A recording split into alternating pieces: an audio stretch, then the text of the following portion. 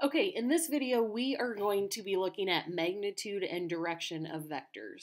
And it's on the back of your note sheet.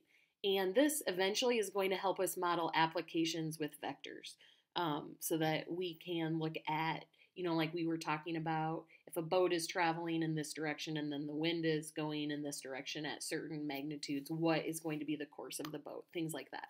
So we're going to be looking at the magnitude and direction. We're going to look at a couple of graphs and then we're going to look at when some other information is given.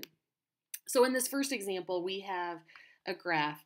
And if we want to find the magnitude, the first thing we're going to do is look at the vertical and horizontal components.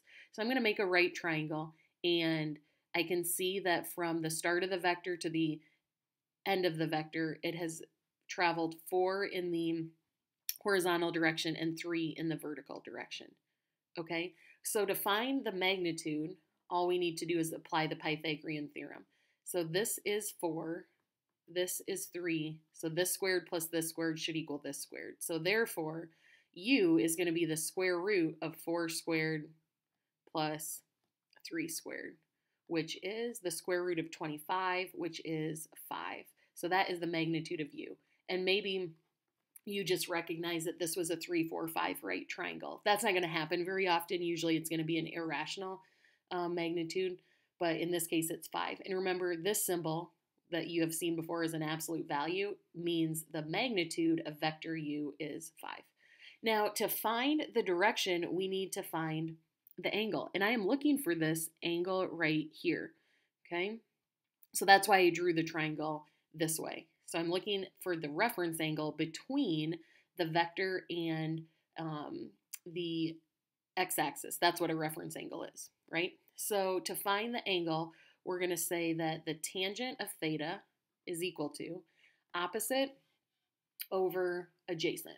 So the opposite is always going to be, if we're looking in standard position, the opposite is always going to be the vertical, and the adjacent is going to be the horizontal. So it's the tangent theta is equal to 3/4.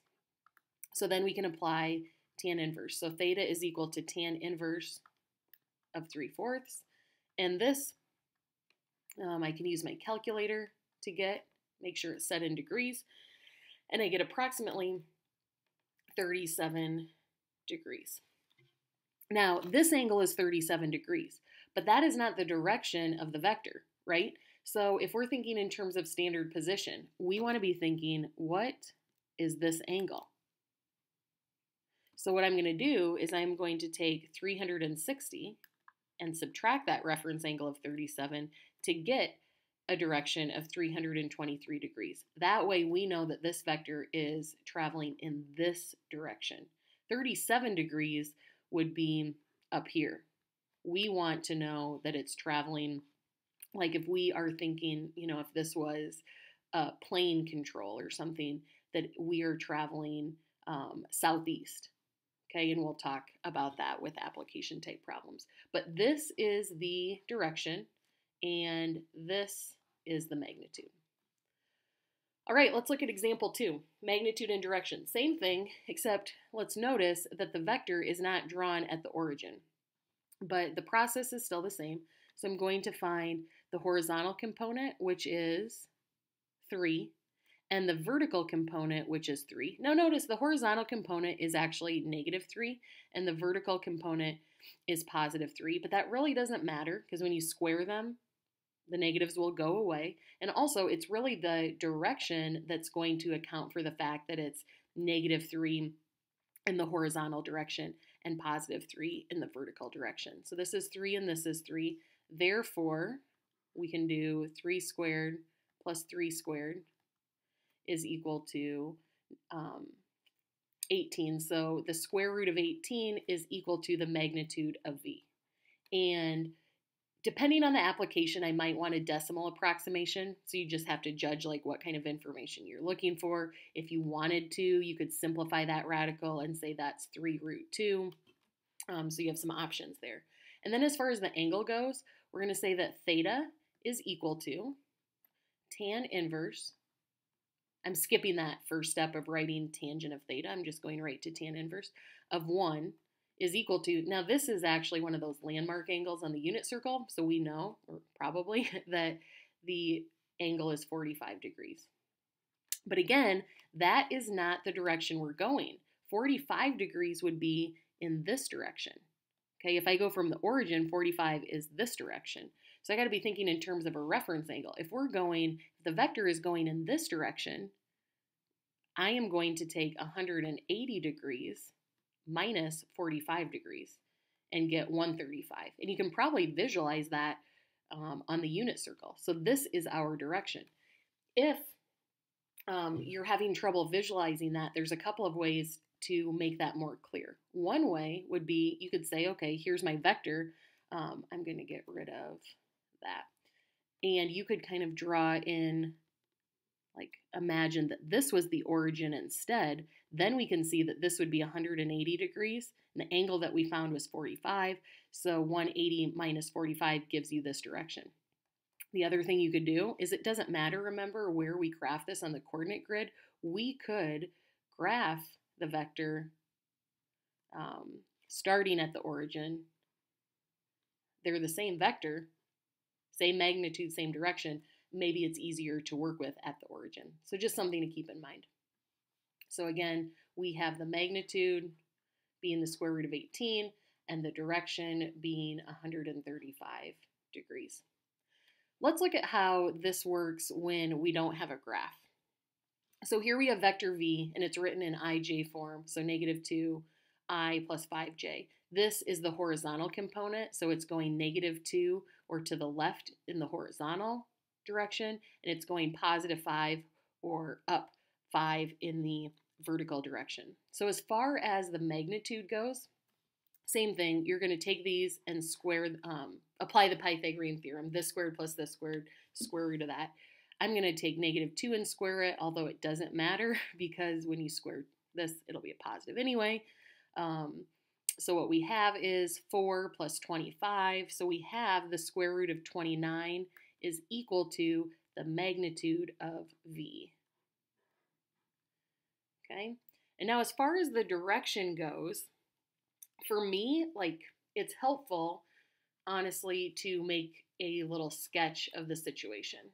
So if we're starting our vector here, the tail, and we go -2 in the horizontal direction, +5 in the vertical direction, the vector is going to look something like that. So then I can visualize my triangle, and we have, this is -2, this is +5. This is the angle that I am looking for. So I can see that the angle is going to be equal to tan inverse of opposite over adjacent, so 5 over -2. If we draw the angles in standard position, and we always need to be thinking about standard position, then the direction is always going to be, the opposite is always going to be the vertical, and the adjacent is always going to be the horizontal, and that has to be the case. Okay, so if I plug that into my calculator, I get approximately 68 degrees. Notice, it really doesn't matter if we put the negative in or not. This is giving us a reference angle. Okay, the negative just happens to tell us that we're in quadrant 2 instead of being in quadrant 1, right? But this gives us the reference angle. So then I'm going to take 180 degrees and I'm going to subtract. Okay, so this was approximately 68 degrees. I'm going to take 180 degrees minus 68 degrees and get 112 degrees. And again, I just remind myself, this is in quadrant 2, 112 is in quadrant 2. So that's going to, that makes sense with the information that we have. All right, last one. Often you're going to have the magnitude given and the direction given, and we want to represent the vector in component form because that's going to be useful when dealing with vector addition and applications. All right, so if we have a magnitude of 10 and a direction of 150, this is the vector we're talking about, and this should have an arrow. because it's starting here and it's going off in this direction. All right, so if I want to find the horizontal and vertical components, I'm first going to show you why this works, and then we're going to see like an approach that's always going to work when you have this information. So here's kind of the theory, the math behind it, I should say. So if we go ahead and we sketch in our triangle, we're looking for the horizontal component, let's call it X, and the vertical component, let's call it Y, and we are dealing with this particular angle right here. So if I were to find, like if I wanted to find X, the horizontal component, first of all, this is going to be 30 degrees because together they're 180. But, so what I'm going to do is I'm going to say that the cosine of 30 is equal to, cosine is adjacent, so that's X, that's why I chose cosine, over the hypotenuse of 10. So therefore, 10 times the cosine of 30 is going to be X, right? Similarly, the sine of 30 is going to be equal to, sine is opposite over hypotenuse, so Y over 10. So 10 times the sine of 30 is equal to Y.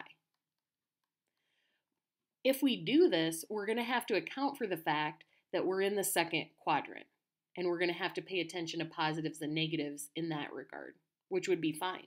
But the shortcut would be to use this angle of 150, because if I use 150 instead of 30, it's going to give me the negative the negative X that I should have.